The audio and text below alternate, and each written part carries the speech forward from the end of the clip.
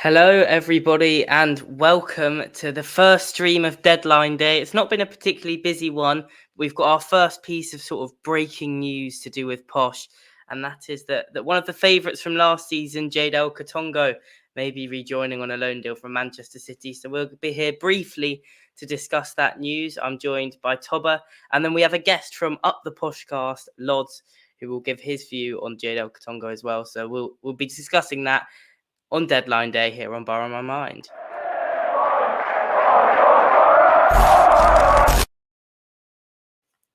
Well, it's Deadline Day, Tobber. You said you love Deadline Day.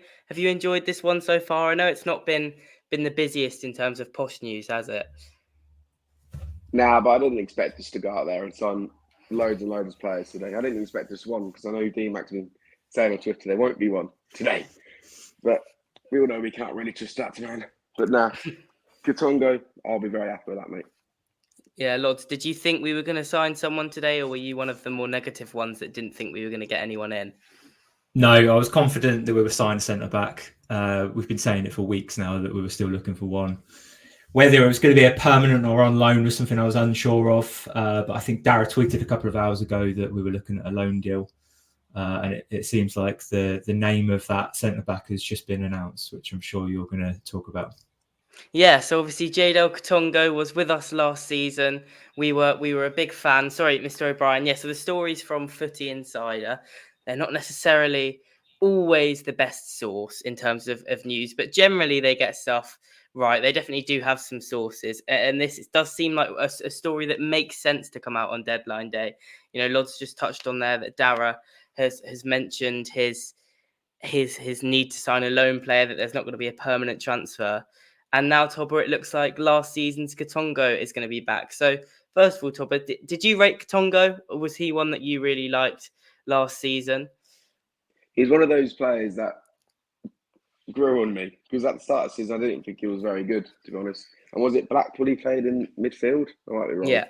But he looked better than fullback. And then later on into the season, he was superb at fullback and the centre back. So yeah, he proper grew on me. But I think he'll be really, really good addition to the squad, mate. Yeah, because I assume Lottie's not going to come in and play right back again. Sam Curtis looks to have locked that down. But we said we were looking for a left sider. Do you reckon Katongo could do a job there? Yeah, it's a difficult one, isn't it? Because you'd like to think that he'd be playing alongside Oscar Wallen, and he has seemed to struggle on that left-hand side. So we were crying out for a naturally left-sided centre-back to play alongside him. I think Katongo is capable. He didn't play on the left side for his last season at all, from memory, but he did seem quite capable with using both feet, and he's obviously had the training that Man City install on all of their first team and youth team. So he should be capable enough in possession, and definitely more skilled of using his weaker foot than perhaps our current centre-back options. Yeah, and I think that is a fair point. You know, one of the main criticisms of our centre backs so far has been actually that they're really good going forward. Not going forward. They're really good defending, winning balls, winning headers. You know, they're big physical centre backs. But when we're trying to sort of break the lines and we need that Ronnie Edwards style player who's going to play those passes and spray them about, we haven't been able to do that as much this season. So maybe Katongo could help with that. Obviously, Man City do owe us a player, don't they, Tobber, after Sissoko, who got injured. It makes sense for them to give us one. I mean, it's a deal that on paper just does make sense, doesn't it? Yeah, but I'm very surprised he's gone back down to League One, to be honest. I fully expected him to go Championship move.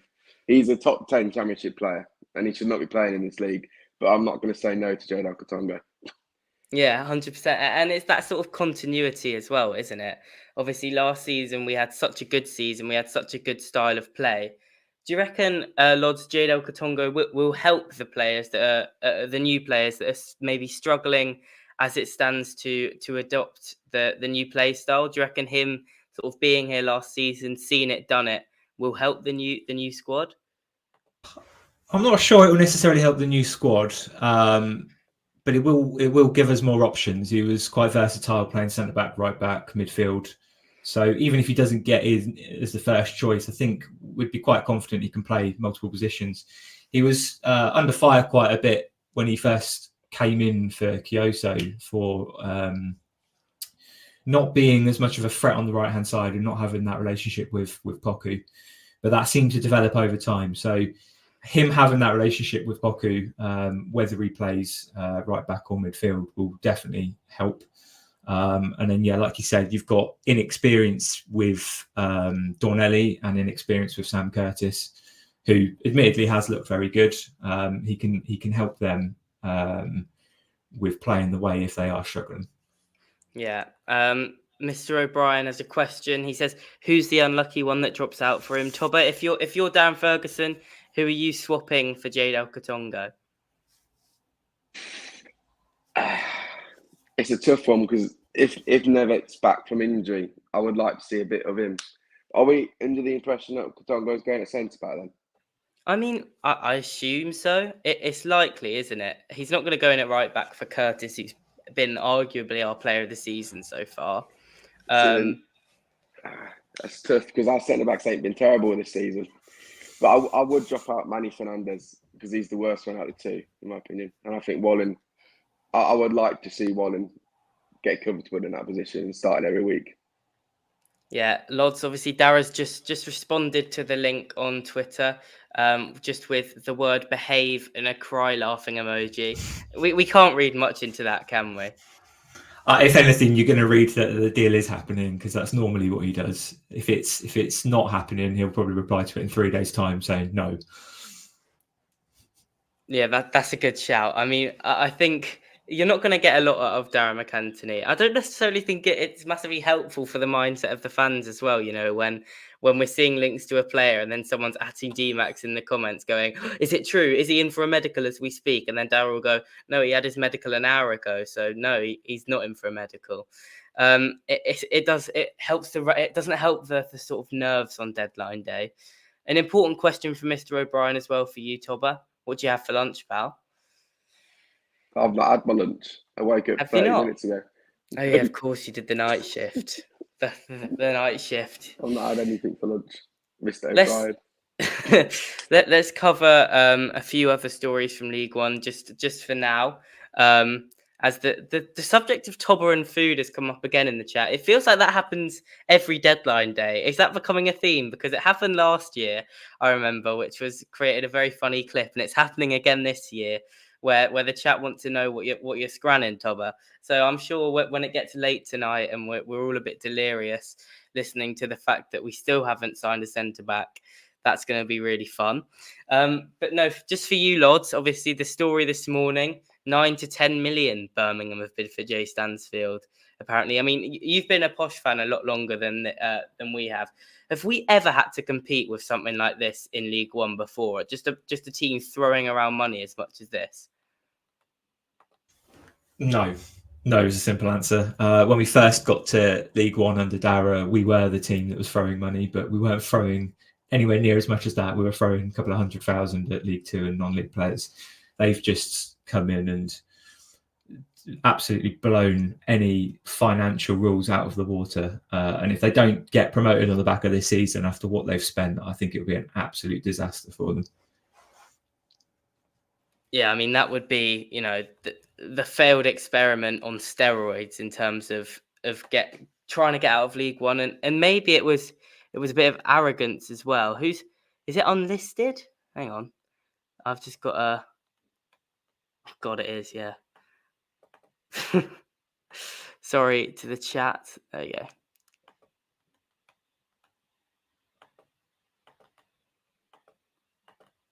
Anyway, technical issues. That's fine. So next question is for you, Tobba. If we were going to sign someone extra than a centre back, I'm not saying that we're going to, but is there any other area in the team, do you reckon, that does need strengthening other than centre back? Or do you think, we're pretty set other than this centre half position? Well, Ivan Toney's on the way out, so I wouldn't mind him coming back. No, but I do think it's a striker. I would like a striker that can score every week and not as inconsistent as Malik and Ricky. I'm happy with them, but if I had to pick another position, it would be a goal scorer. Yeah, that's fair enough. Lods, do you agree with Tobber? Because obviously we lost a midfielder, and obviously Katongo could play a midfield if he comes back, but we haven't actually got a midfielder in to replace Sissoko, who got injured in his first game. Do you reckon we need to strengthen that area? Yeah, see, the problem with the midfield is you've got Archie Collins and Hector Cipriano, who are absolutely levels above the average midfielder in League One. So any midfielder we do sign doesn't get in ahead of them. We have a lot of other options apart from those two. We've got Ryan de Havilland, we've got Danae Brian Brady, we've got the two trialists that we've signed. And now, obviously, Katongo, if he does sign, he can play there as well. I don't think a midfielder is something that we need. I do agree with Tobber, a striker. We've been well known for having a top class striker, usually winning the Golden Boot, that we can flog for millions at the end of the season. But we didn't have it last season, and it looks like we're not going to have it again this season. It'll be a shame. Yeah, 100%. So the chat, Jamie says, just seen Barry Fry, Kitman, and the assistant manager at Leaf Stadium and head to training ground. Made of that what you will. I mean, I'm not going to lie. I don't know if I believe it, Jamie. I think, if you can borrow my mind on one of our social media platforms with a picture, that would be much appreciated. Because until I see the proof, I'm not going to believe it. You do get some silly stuff through on deadline day. Let me just check that we've not had any other stories while we've been on live. Other than that, we can sort of wait. Ricky J. Jones says, it's another story from Peter O'Rourke about Ricky J. Jones. It says he's set to see out the last year of his contract, apparently. Okay, genuinely. Well, Tobber, check your DMs, I think is the message. It might kick me off live if I do that. So if I do go, no, then... we'll do it after. We'll do it after, and we'll confirm or deny online. Ricky J. Jones is set to see out last year at Peterborough, despite strong interest from a host of Championship clubs, including Sheffield United. I mean, that was a weird one, wasn't it, Lods? It sort of filtered through the summer that Ricky J. Jones might leave, but it was never confirmed. Do you think Sheffield United would view him as a good signing? Do you reckon he'd be viewed as a signing for the here and now at a club like Sheffield United? Or do you think that would be definitely one for the future for them? Because it doesn't feel like, to me, he's ready for that step up yet. I'm very confused about the Ricky J. Jones thing because Dara hasn't spoken about giving him a new contract. So that article that's just been released saying he's going to see out the final year suggests that he's going to be leaving for free in the summer. But if that's the case, you would have thought that Dara would want to tie down a potential asset that's wanted by Championship clubs. Whether he's good enough for the Championship, honestly, no, I don't think he is from a technical point of view. He does one thing very, very well. That's his pace. That's running at backlines and goalkeepers and pressing.